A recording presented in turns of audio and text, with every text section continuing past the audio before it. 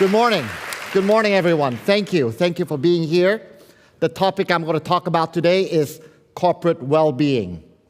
Corporate well-being, what does it mean? I had to Google this myself, actually.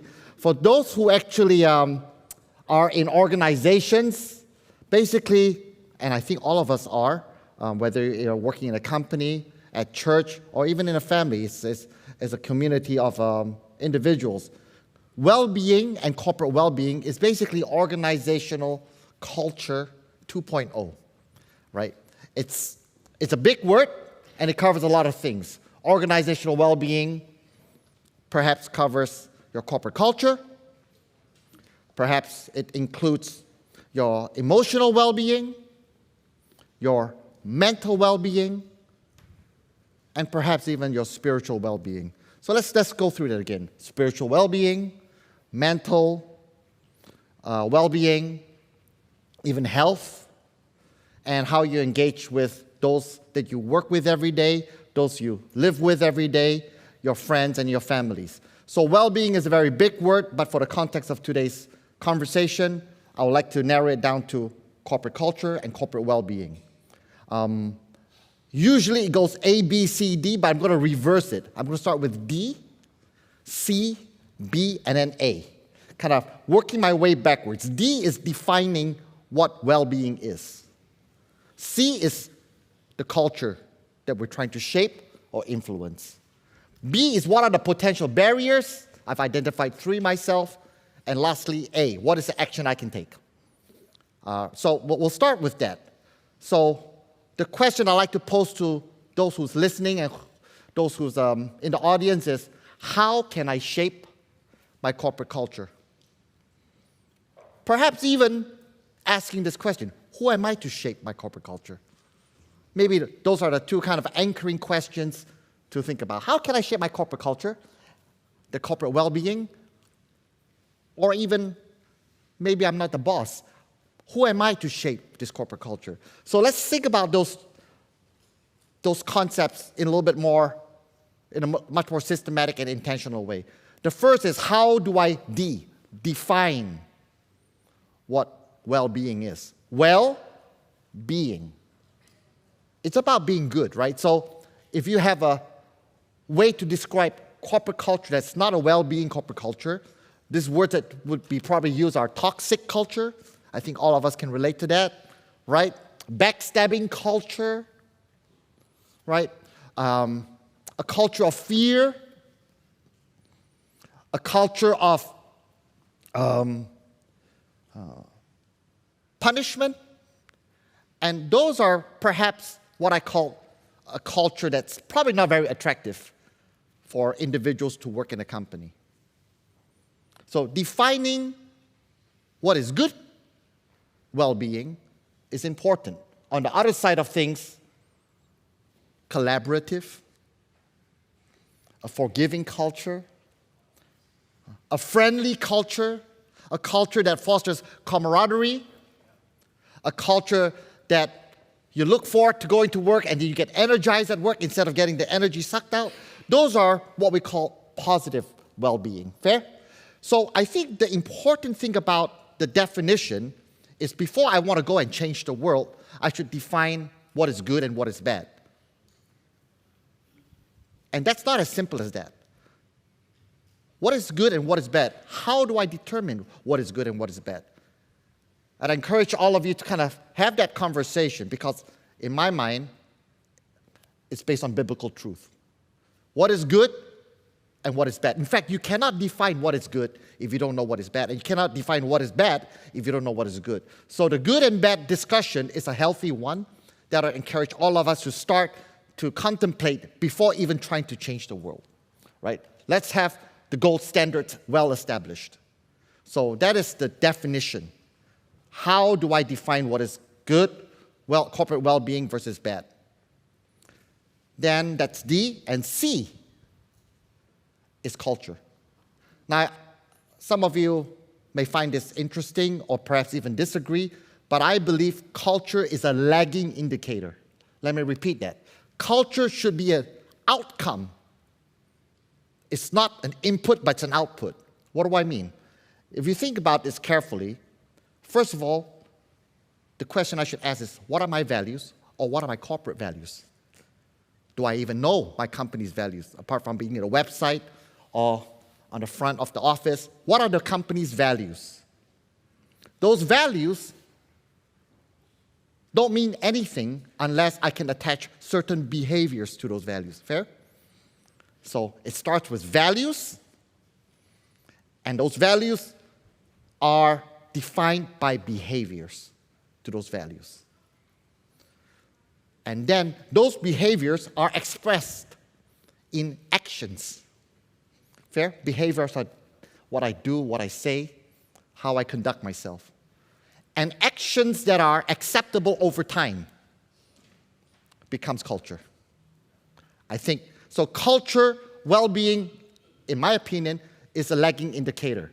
The leading indicator should be values, behaviors, and actions. So culture is typically what is acceptable behaviors, what is acceptable actions over time. So if you think about this, for those want to reflect a little bit, it starts with your family.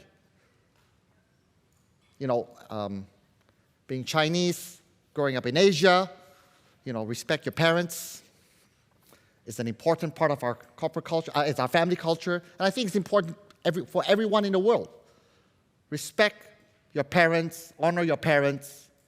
How does that translate into an action or behavior? So as a teenager, I don't really agree with my mom or my dad. I don't yell at them. Well, I do, and I regret it, because I have a gold standard. What is an acceptable behavior versus what is a not acceptable behavior. So that kind of gold standard, again, you may also want to Google this. Where does this principle of honoring your parents come from?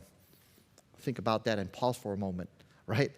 But those are the gold standards, and over time, even until today, I run a couple businesses, but when my mom comes to my office and visits me, she's the boss. There's no questions about that. She's ordering me around, right? It's very straightforward, very simple, no debates about this. When I go, my siblings are also in business, and so we run some enterprises. When I go back for Chinese New Year, my mom's running the show. We're just saying, yes, mom, right? So these are behaviors that are accepted over time. We want to honor our parents, and that's the value. So again, I want to quickly recap. First is defining what is right and wrong, what is good and bad, and what is the basis of that gold standard. Then, culture. Culture is actually a lagging indicator. It's the output. The input is actually values. Input is actually behaviors and the actions that you take. So then I want to come back to the two questions that we're asking ourselves. The first question is, how can I shape culture? And who am I to shape culture? Or who am I to shape well-being? So DCB, what are the barriers to this? And personally, I think there's a few barriers that I've identified for myself, and perhaps you can resonate, and perhaps you can identify other barriers to shaping culture. First is complacency. It's not my problem. It's not that important. I get a paycheck. It is what it is. When there's another job that's better pay or closer to my MRT station, I will go ahead and apply for that job. So one of the barriers to shaping corporate well-being is complacency. The second barrier is risk. If I told my boss this, or if I speak out, what are the consequences? Am I going to be reprimanded? Will my bonus be affected? So what are the risks? That's another barrier to taking on and shaping corporate well-being. That's, at least in my experience, both as an employee and as an employer. Yeah. And the third, perhaps is the most challenging one of a barrier, is the typical do what I say, but not what I do. Tough. This is our company culture. These are values. You follow it, okay? But this is what I do differently. I think that it's an opportunity for self-reflection, Most of us, including myself, tends to use it as an opportunity for self-justification. So, if you think about it, it's a real barrier. And the barrier to shaping culture is actually myself. So I'll repeat that. Defining gold standards, culture is a lagging indicator, and the barriers. Now, finally, is actually action. So how do I conduct myself, and what are the actions that I have to articulate, I have to represent, I have to live on?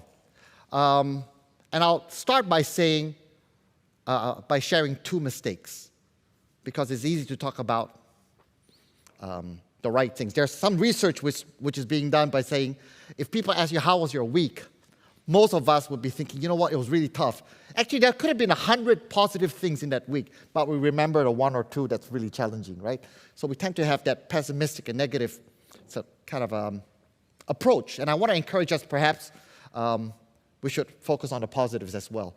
But for this specific conversation, I want to just talk about two actions that I really messed up on.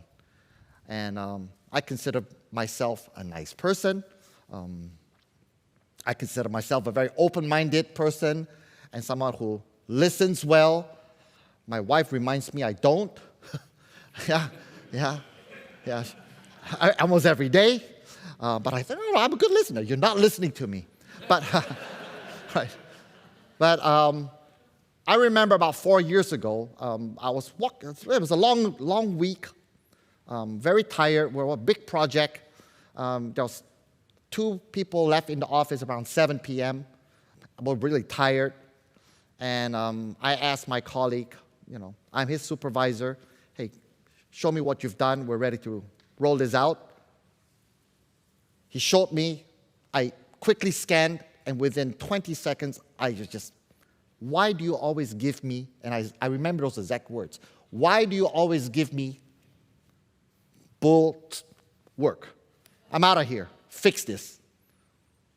I walked out, got to my, I take the public transportation, and I just had this terrible feeling. I said, I just did something bad, but anyway, self-justification, by the way.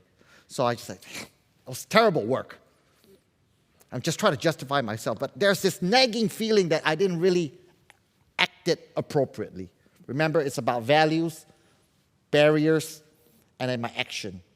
About 2 hours later, after having dinner with my family, I get this text message.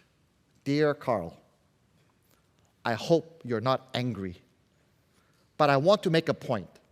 The point is, I try my best not to deliver bad quality work. I've been working very hard, as you can see, and I'm very hurt by what you've said to me. And I just want to let you know that. And I was like, oh man.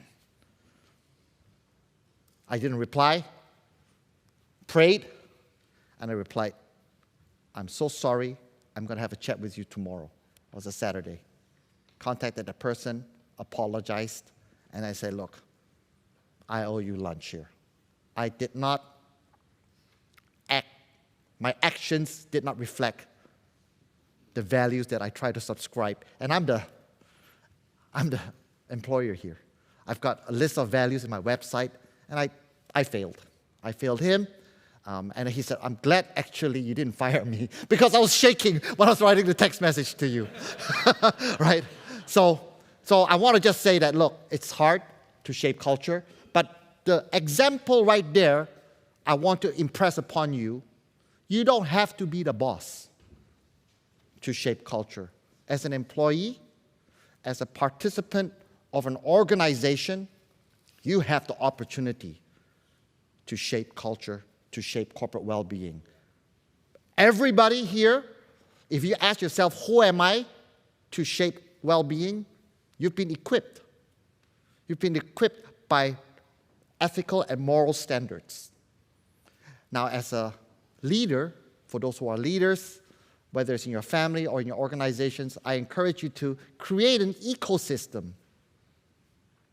Create an ecosystem that encourages grace, that encourages truthfulness, that encourages feedback, right? Not criticism. And it's a struggle that I continue to have. That was 4 years ago. About 4 months ago, I made the same mistake, kind of like very publicly, kind of like reprimanded a staff. Exactly. I don't know why it all happens on Friday afternoons. I got this long message saying, I don't appreciate that you did this. It was in front of everybody. I know I'm wrong, but you could have taken me off-site, and I felt very embarrassed that you did this in front of everybody. I reprimanded her.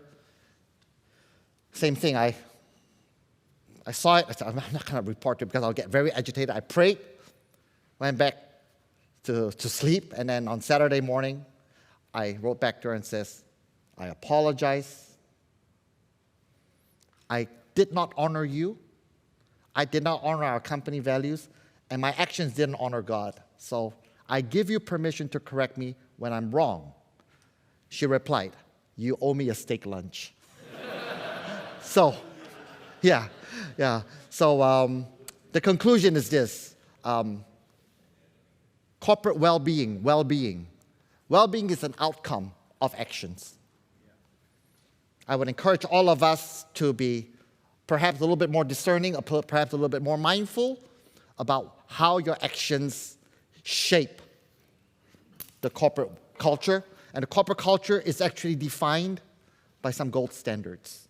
Who defined those gold standards? From my point of view, you can Google that, but it's as simple as the gold standard of honor your parents, honor your father and your mother. You can find out where that comes from through Google. Thank you. My name is Carl. Look forward to continuing this conversation.